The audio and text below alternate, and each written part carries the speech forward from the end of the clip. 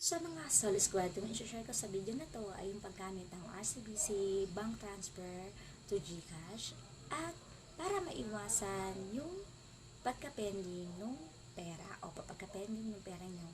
Kasi na-experience po ng customer ko, nag-cash out po siya sa akin gamit po yung kanyang RCBC discarded at nag-send po sa GCash number ko. So, pinakita niya po sa akin yung reference number at yung transaction, pero ako po ay walang na-receive sa aking GCash.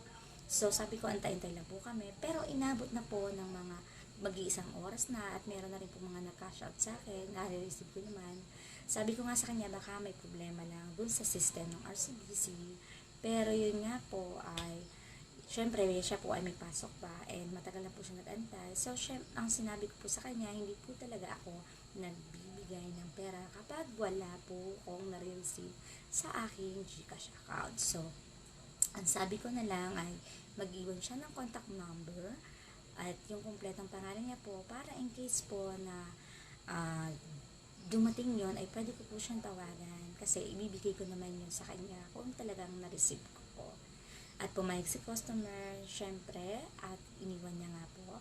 So, dumating po yung Sabado, wala pa rin. So, Linggo, wala pa rin. Kasi Friday po siya na-cash out. Wala pa rin pong dumating. So, sabi ko nga, ang tagal.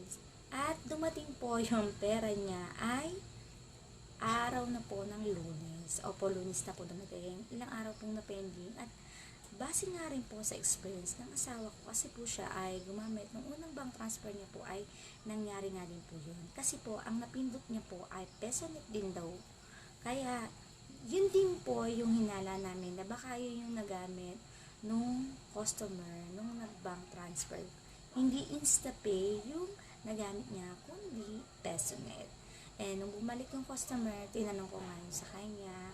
And sinabi ko na lang na kung sakali magbabank transfer siya ay InstaPay na lang din yung gamitin niya para maiwasan yung pagka-pending ng pera niya. Ang InstaPay kasi ay mas mabilis mong marireceive yung pera, hindi kagaya sa PesoNet. Yun po yung pinagkaibahan ng dalawa. At sana rin po ay nakatulong sa inyo ang video na to. At kung ikaw ay naranasan mo yan, pwede mo rin i-comment yan dyan sa comment section ng video na to at pwede ka na mag-subscribe, follow, like, and share para sa susunod kong video ay mas marami ka pang makikitang tips at updated at pwede